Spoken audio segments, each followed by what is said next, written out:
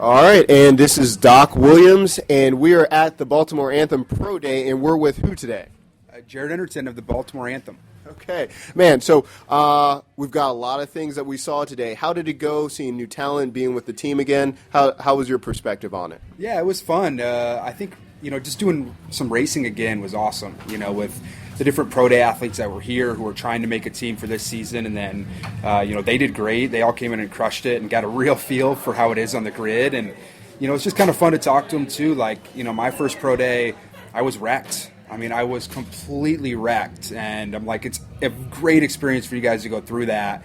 And now to be a second year, kind of feel like a veteran of it. And feel really good after the races. I'm like, man, I was totally them last year, and you kind of get a feel for it. So it's kind of cool on both sides, and to see some of my hard work pay off, but also be able to help some of the newer athletes. And of course, it's always good just to get back training with the team and push each other. So yeah, it's been fun. Time. So, what did you learn from last year that you're applying into this year? You said the rookies and everything. What kind of tips did you give them? Yeah, it's really the energy systems for myself. What I learned is like, you can CrossFit and you can weightlift all you want, but with CrossFit, it's just a longer pacing type duration for the most part, right? And of course they have different movements, but for the most part it's a pace. And then with weightlifting, it's a 1 rep max, under 10 seconds. So grid's right between the two, all out effort for 30 seconds, somewhere around there. So just training something similar to what you're going to see on race day. That's what I learned, and doing it often and with less rest and actually going at that same intensity. So, when I talked to him, I just said, look, there's a few fumbles today, and just like I made my first pro day and last year, and I said, that's great. You learn from it. You're going to have an opportunity, to show later and show your improvement, and that's the best thing that can happen. And, it's the best thing that happened to me, because if I didn't feel what it felt like to race, I would have came into the first match and, completely died, like race one. So it's better to learn it now than to learn it later. Yeah, definitely. So are there any changes with the dynamics of Anthem going into season 2? Or are you picking up are you scouting anyone today, or did you pick any free agents up as well? Yeah, so I think we just signed Bobby. He's a new guy. I don't know how to pronounce his last name yet, so we need a little more team bonding, but yeah, we picked up Bobby. He's a real versatile athlete, real good body weight guy too. So he'll be a great addition. And I think we're still looking. There's some good athletes today that I know the coaches will definitely talk about. But yeah, as far as scouting, I know they're looking for a few key positions. But as far as us athletes, we don't really get to say too much. So we just kind of train and do our job and let the coaches do their part. So there we go. So successful first year. The last time we spoke about like 2 months ago, maybe 2.5. So in the duration from that was right before the CrossFit Open. How did it go, and what's your plan for the rest of the year?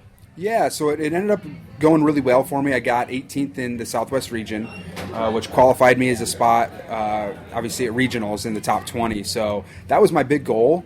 That was my number one goal was, hey, I just want to make regionals this year, see what happens. And, everybody, when the workouts were coming out, they're all light, longer duration. And I'm like, oh my God, it's like the murder open, right? I'm getting killed on all these workouts. And clawed my way back enough after the first workout to get an 18th place. And every single week I moved up after the first week, so kept climbing. And so it was a really good result for me. I was very happy with it. Wouldn't change anything.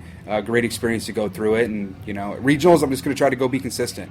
It's hard to set a huge goal because my big goal was regionals this year, but I just want to be as consistent as I can. I don't want to have any last place, first place, last place, that type of thing. So really just focus on one event at a time and just try to give my best on that event and then move on, And Jared, also, I would just like to point out, how long have you been training for CrossFit specifically to make that adjustment? How long has it been again?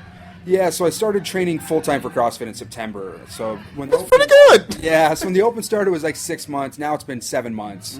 And that was part of the change with Grid and kind of with CrossFit, how it tied in was right after Grid League last year, at the end of August was our last match, and I just told Garrett, our Grid League coach or Anthem coach, I said, I want to be a utility strength guy next year. So not just strength, but I also want to go utility. And he's like, all right, I trust you. We'll see where you're at, and we'll kind of assess from there. And I was like, no, I'm going to show him. I'm going to show him I can put in the work, and I'm going to do it. And, made regionals and, lost about 20 pounds body weight. So, everything's going on the right track. But, yeah, it's been about six months full-time that I've been kind of training it. That's congrats, man. I mean, and it's not like getting to regionals every year is getting easier. This was a lot of work. You saw a lot of key names didn't even make it to regionals, so congratulations again. Yeah, thank you. I do a lot of research. I'm an analytical guy, and it was like the last 2 years, the guy who took 20th in our region in 2014 and 2015 averaged 60th place on each workout. So, he could have a 100th place finish, but his next workout he would average 20th. This year, the 20th place guy averaged 34th. So pretty much cut your point total in half, So that's just, I think it shows the depth and kind of the versatility of the athletes now where, they're not going to bomb a handstand push-up workout. They're not going to bomb a max lift. They're not going to bomb muscle-ups or certain movement. Like, people just don't have as many weaknesses now. So, I mean, it was just crazy, I thought, to see how that was literally cut in half in the last 2 years of what you saw. And that trend, just the points literally were cut in half. So. And which regional are you in? I'm in the Southwest. Okay. And so looking towards that, who are some of the outliers, the ones towards the top of the leaderboard you're like, you know what, I'm going to try to pace like that person? I'm not saying you have to call them out or anything, but who do you look to that you're like, hey, maybe they're a similar build or same capacity-wise that I'm going to try to emulate? Yeah, that's a pretty difficult one, only because I feel like every month or even every couple weeks, it sounds strange, but I feel like a different athlete because, I'm so new to getting back into conditioning again. And of course I have the wrestling background. So it's just getting the conditioning again, a lot of it that I keep on, I'll set a pace for workout and I'll get done and I'm like, that was too easy. Or I think I'm way too good and that was way too hard, right? So I think a lot of it's just based off how I feel. But we do have a lot of experienced people in the region, like Zach Forrest, he's one of them. Adrian Conway, he's a guy who's similar to my size, a very strong athlete, but also very, very fit. So I think it'll be hard to pace off anybody, only because different strengths and weaknesses, and I don't know, I guess it'll depend on the workouts. I mean, I might have to latch onto somebody at like a long, crazy 26-minute AMRAP like last year, that chipper, so we'll see. And that's a good point. Adrian, he came back from injury in 2014, came back 15, did really well. That's going to be interesting in your region. Now, thinking about this, and I'm just saying, speculating, do you think it's going to be more of skill, heavy, or Metcons you're going to see at regionals? What are you thinking? I think all three. I know that sounds crazy, but I think the open was a little bit longer, a little bit lighter, for the most part, right? The first two were 20-minute workouts for a lot of people. Third one was 7 minutes, but it was light. Fourth one was 13 minutes, and fifth one was who knows how long, right? For the best, it wasn't that long, but you didn't really have any real heavy or super high skill movements in there. So I think you'll see handstand walks. I think you're going to see deficit handstand push-ups, some type of max lift. I think you're going to see different muscle-ups or a huge set of muscle-ups. And I also think you're going to see a heavy Metcon, but then you're probably going to see a long chipper too. So I think they're going to go across like the entire spectrum from 10 seconds of a max lift to maybe like a 2 minute and 30 or 2 minutes and 30 second workout of like a burner, like their finale last year with the muscle ups and the speed clean ladder. And I think they're gonna have something crazy. So I think you'll have everything kind of between that. I think it'll be really challenging on every aspect: skill, strength, Metcon, endurance, and also that three minute duration. If you want to say the maturation process from grid to CrossFit or vice versa, I really think crowd participation, how crazy people get, it's the speed ladders and those type of races at the end. I don't care if they're like, oh, I don't like grid. Everyone loves those things. And you've seen it for the last 2 years. They keep bringing it back in different iterations. I expect to see it as well. Yeah, I think they'll maybe vary it. Like 2 years ago, I think they had legless rope climbs. Last year, they had regular rope climbs. So this year, I think we'll probably see legless. It's just my guess. And the same thing goes with the clean. There was a speed clean ladder last year. I expect something similar. They might change the number of muscle-ups or make them bar or change what that first movement is. But I think maybe it'll be like a speed snatch ladder or thruster ladder. I agree, though, because it's such an exciting race sprint to the finish, but you got to do something of high skill first to earn the right to fight for the your spot at fifth or whatever you're trying to play. So I think it's genius. I think it's fun, exciting, and you really get to test a couple elements in the same exact workout. So I'm hoping for I've got one serious one that I think is going to happen. I think the assault bike is coming for regionals. Yes, that is something I just told Luke before I walked in here, probably 20 minutes ago. I said, when we get back to the house after we eat and stuff, I need to hit an assault bike workout because I don't have one at home. And I said, I think they're coming. Mm-hmm. So I would agree with you 100%. If I had to bet, I would bet yes. Yeah. And this one, I don't think it's serious, but I'm waiting for this sneaking. Well, okay, I'm going to back up. When I had my box, for years, I had a pegboard, and everyone's like, you're an idiot. They never put pegboards. I'm like, they're going to do it. And people are like, blah, blah, blah. Now look what happened. My next one, I think they're going to put sod presses. Just randomly. A heavy sod press. Because I think sometimes the depth and the range of motion, a lot of people don't have it. That's a kind of gimmicky thing, but I think we're going to see in the next. All right, if it doesn't happen this year, it's going to happen next year. What are some of your picks that you're going to like a dark horse that's going to happen? Ooh, boy, I'm with you on the pegboard. I think that could happen because I think they want to up the ante. So last year was the finale in the games. Mm-hmm. Now, in order maybe to even get to the games, you got to do it at regional. So I could see them doing that too. Oh boy, as far as I don't know about any new movements, anything like that. I definitely think assault bike. And I think last year they didn't have much running. Mm-hmm. So I have a feeling there's going to be something. They're going to figure out a way to get a lot more running in. Mm-hmm. So I just have kind of those two things in mind. Something really nasty on the assault bike is going to happen, and something, whether it's like a sprint with running or something different. I don't know how they're going to work it, but that would be my guess. Yeah. That's true. And what I was trying to think about, they've done, so pistols, we've seen them and everything like that. We've never done a one-legged deadlift, correct? I don't think it's been there. I don't think so. Have they ever programmed it on main site? I am not sure. Check that. Okay, just randomly. So we've got all that going on. Regionals coming. You're already going full force with that. What is the limit that you're going to get to this year? What do you have planned for yourself now? Yeah, I haven't set that limit. I think it's impossible to tell because, everybody I would talk to or tell my goals of making regionals are like, oh, how long you been training? And I'm like, oh, 2 months. And they're like, oh, man, you got to be realistic. It's going to take you 2 to 3 years to develop. And, I posted this on Twitter, but it's true. It's like you got to let your belief in yourself be stronger than the voices of mediocrity. I don't want it. I never believed that for a second. The second I said it in September, I believed it wholeheartedly, and I trained that way.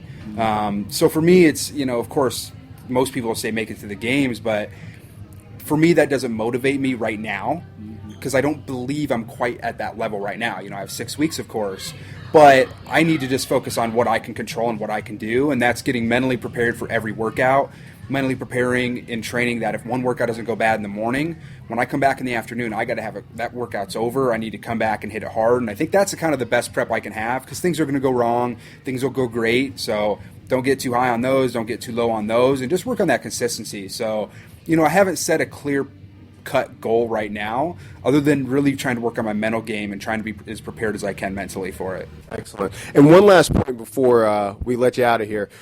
You brought up a really good point that sometimes people are like, oh, it's 2 or 3 years out. And a trend that we saw online, or maybe you could speak about it, having that strength background on the Olympic lifts, how much did that put you ahead of that curve? A lot of times people are learning, yes, the handstand, push-ups, the muscle-ups, but when you have that raw strength and ability that you had going in, how much does that speak going into the open and everything like that? Yeah, I think it's huge. Just because the snatch, clean, and jerk, and specifically for weightlifting, once you're pretty good at snatch, clean, and jerk, you've really mastered how to move your body. Because every sport, it's kind of the nerd in me, but I study a lot of sports and human movement. It's what I have my degree in, of course. So, but every sport is really just how well individuals transfer force from their big toe to their middle finger. Right? From your feet to your hands, how well do you transfer that force? How fast? And can you control it? Right? Can you stop it? What makes the difference between a great basketball player and a not like Steph Curry and just a average Joe? It's just he controls the force on every shot based on how far his brain sees he's away from the rim. So with that being said, when you do weightlifting, the transfer of force, when you extend and then to the point in which you need to pull under, you understand your body and where it is in space. It's like gymnastics with a barbell in your hand. So you understand that so well that if you're a great weightlifter, you can pick up a lot of other movements very easy. So I think that's a big plus. Number one is you pick up other movements very easy. So, the first time I tried a muscle up, I got 2 or 3. Just first time I ever touched rings, just because I could snatch over 300 pounds. So I was like, oh yeah, I just watched them. Oh yeah, you put your hips up. Oh yeah, then you just turn over. Okay, it's like weightlifting. It's just okay. This one's hips, then arms. Oh, that sounds like the snatch. So pick it up very easy. And number 2 is every workout that has a barbell in it. That's all I had trained for 6 years. So if I saw 135 snatch or squat snatch or this clean, I'm like, I already know how to move very efficiently, and because it's such a light percentage of my max, I'm able to relax. Where if it's 50% of somebody else's max, their heart rate's going to jack up after 10 reps. Where at 10 reps, if it's 20% of my max, then it's great.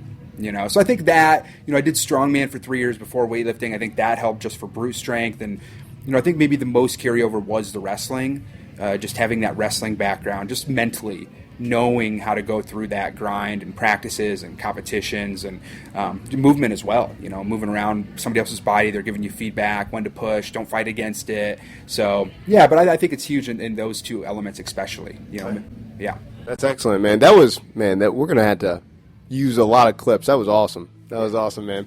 Thank you. So where can the good people find you at? Yeah, on Instagram, it's at Jared Enderton. My website's jaredenderton.com. But yeah, I post most of my stuff on Instagram, so you can follow me there. I also have a Facebook page, an athlete page on there, Twitter, but it's all the same, just at Jared Enderton. You can check those out. And then, of course, my website. So. Excellent. Thank you so much, sir. And we look forward to seeing all the wonderful things that you plan on doing the rest of 2016. Again, congratulations with making it to regionals as well. Yeah, thank you. It's good talking to you again.